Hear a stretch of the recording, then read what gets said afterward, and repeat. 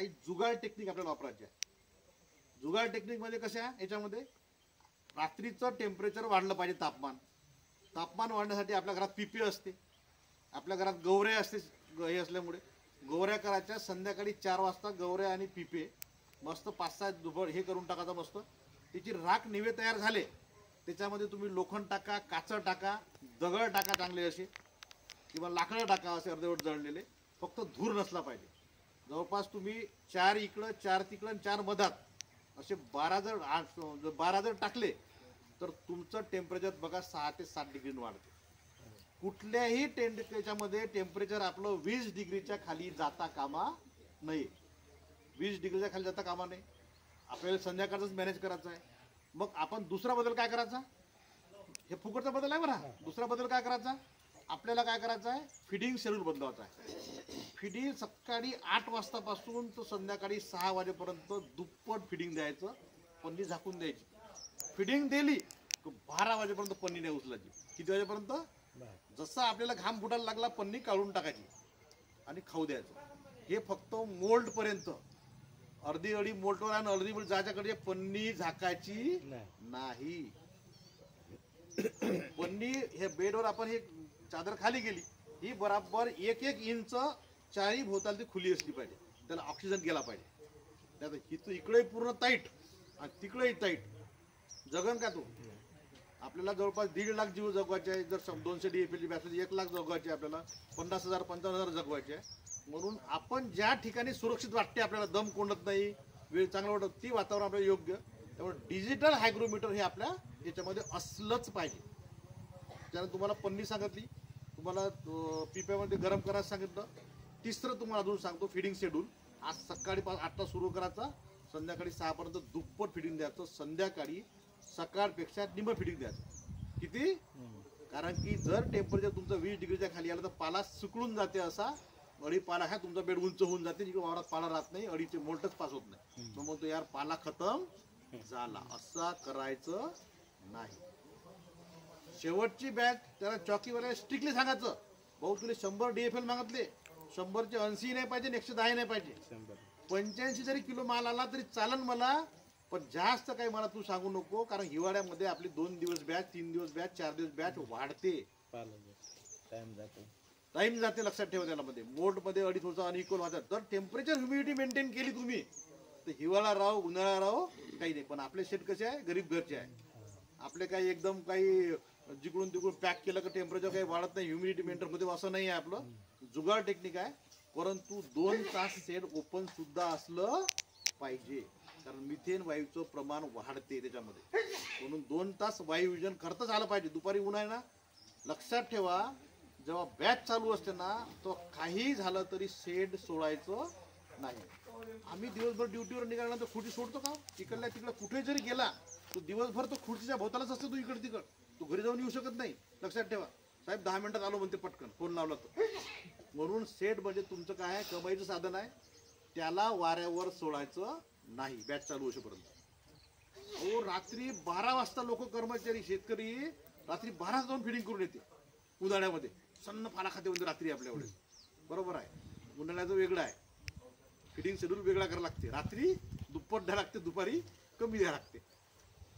हिवाळ्यामध्ये उलट आहे. पावसाळ्यामध्ये तुम्हाला मीडियम वातावरण पाहून द्यायला लागते. सगळं गणित निसर्ग नियमावर डिपेंड आहे. नाही तर मागच्या बॅचला जे केलं ते आता करतो म्हणलं तर गणित खूप. लक्षात ठेवा. सीझन बदललं, वातावरण बदललं, तुमचं गणित मॅनेजमेंट बदलली पाहिजे. अकॉर्डिंग टू निसर्गाच्या नियमानुसार आपण वागलं पाहिजे. त्याच्यानंतर डिसइन्फेक्टंट तुम्हाला धंदे अमृत सांगितलं. आता वेटकेअर विजेता सप्लिमेंट तुमच्याकडे असल्या पाहिजे. कारण का तुमच्याकडे आता जो खडू नावाचा रोग आहे, खडू नावाचा मस्कडाईन जो रोग आहे तो 100% येणारा हिवाळ्यामध्ये. आणि ती जो विषाणू आहे त्याच्यामध्ये जो बॅक्टेरिया आहे तो वातावरणामध्ये आहे. आणि मस्कडाईन मुळे काय होते, बॅव्हेलिया बसिरिया नावाचा ज्या खतामध्ये घटक आहे तो तुतीला द्यायचा नाही. तुम्ही इथंच खाऊ घालून राहिले. तुम्ही मला खडू येऊन राहिला माझ्या वावरात, तुमच्या जमिनीत दिला ना, तो तुझ्या पानामध्ये आलाय, तुझ्या पानामधून तुमच्या वडीमध्ये येणार तो. म्हणून ज्यामध्ये बॅव्हेरिया बॅक्टेरिया नावाचा घटक त्या खतामध्ये आहे ते बिलकुल तुम्हाला द्यायचं नाही. विचारून घ्यायचं, बाबा हे आमच्या बाधक काही आहे का याच्यात, विचारानंतर. आणि ते जर तुम्ही फॉलो केलं तर तुमचा या मस्कडाईन तुम्हाला येणार नाही. नाहीतर 3 प्रकार आहे याच्यामध्ये, ग्रीन मस्कडाईन, व्हाईट मस्कडाईन आणि रेड मस्कडाईन, ती तुमच्याकडे आल्याशिवाय राहत, लक्षात ठेवा. आणि हे मस्कडाईन आपण बोलवून राहिलो आहे. बॅसिलिया बायोरेनिया तुमच्या सोयाबीन पिकावर फवारते आणि सगळ्या घटकामध्ये जो सेंद्रिय बनतो त्याच्यामध्ये हायच तो घटक बायोरेनिया नावाचा, म्हणून त्याची काळजी घ्यायची. त्यानंतर आपल्याकडे येताना आपल्याकडे चुना असला पाहिजे आणि ब्लिचिंग असलं पाहिजे. चुना कधी मारायचा आणि ब्लिचिंग कधी मारायचं दोन्ही तुम्हाला वेळेनुसार समजलं पाहिजे. जर तुम्हाला रोगराई दिसत आहे, फक्त मॉइश्चरच मेंटेन करायचं आहे, मोल्डवर बसल्यानंतर अडीनं पाला नाही खाल्ला पाहिजे म्हणून तुला चुना मारायचा. जर तुम्हाला काही ग्लासरी दिसत आहे 100% मिक्स करून मारा, प्रमाणानुसार मारा. 80-20 मारलं चालते, म्हणजे 80-20 मारलं तर बेटर आहे, त्याच्यामध्ये अडीला बाधा होत नाही काही. तुम्हाला जर फॉर्मॅलिन चॉप मारायचा आहे तर फॉर्मॅलिन चॉपही तुम्हाला मारता येते, पण रोग असल्यावरच मारायचा, नाही तर काहीच नाही बा बॅच चांगली निघायला पाहिजे हान दणका आहे आपल्याकडं, बिलकुल करायची गरज नाही. मार्केट मधला कोणी जरी म्हणलं की बा हे मार याच्यावर फाल्याचं तुमचं असं होते, ते बिलकुल मारायचं नाही.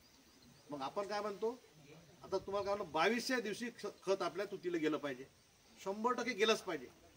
जर तुमचा हिवाळा आहे ना तर 1.5 डोस तुम्ही द्या, कारण गरमी जास्त येते, गरमी जास्त आले पाहिजे म्हणून. जर हिवाळ्यात तुमचे तुतीचे पानं फुटत नाही, 22व्या दिवसाने 32व्या दिवशी सेरीबूस 2 जर फवारे मारले तर तुम्हाला 3रा फवारा मारायची गरज पडत नाही. कोणता? आणि सेरीबूस नावाचा एक केंद्रीय कृषी मंडळाने दिला आहे. जर सेरीबूस नाही भेटलं तुम्हाला तर दुकानातलं कोणतंही मायक्रोन्यूट्रियंट 19-19 दुकानातलं कोणतंही मायक्रोन्यूट्रियंट 19-19 आणि मॅग्नेशियम सल्फेट या तिघाचं मिश्रण करायचं आणि फवारा द्यायचा. फवाऱ्याचं पंप सुद्धा आपलं वेगळं असलं पाहिजे. समोरला आता समोर तुरी येणार आहे, तुरीवर फवारे सुरू होणार आहे, तुरीवर फवारा येते, तुमच्या वारात तुम्ही तुझ्या झाडाजवळ तुरी लावली आहे, त्याच्यावर तुम्ही असं हळूहळू फवारा मारला नाही पाहिजे, मला सगळं माहित आहे.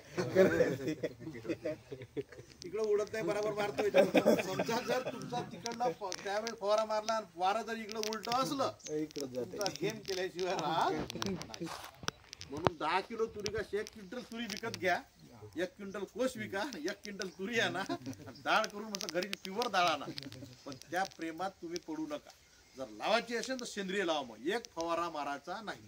दुसरे घटक वापरा ना, फेरोमोन ट्रॅप वापरा, त्याच्यामध्ये तुम्ही लाईट ट्रॅप वापरा, जिथे तिथे बटरफ्लाय त्याच्यामध्ये झाल्या अट्रॅक्ट झाल्या पाहिजे, त्याच्यामध्ये लूर येते वेगवेगळ्या प्रकारे ते वापरा. पण पाठीवरला पंप मी मारतो बा, तुम्ही मरलं तर गेलं काम तुमचं. म्हणून आपल्याला तुम्हाला माहित आहे की 1 क्विंटल कोश विकतात, किती क्विंटल तुरी येते तुम्हाला. मग त्या एवढ्याशा तुरीसाठी एक बराबर 1 डोस 1 पंप मारू द्या. या पंपाला धुवून जाऊन वापरतो ते इकडे वापरतो तर पूर्ण बॅचचं गणित बिघडवल्याशिवाय राहणार नाही.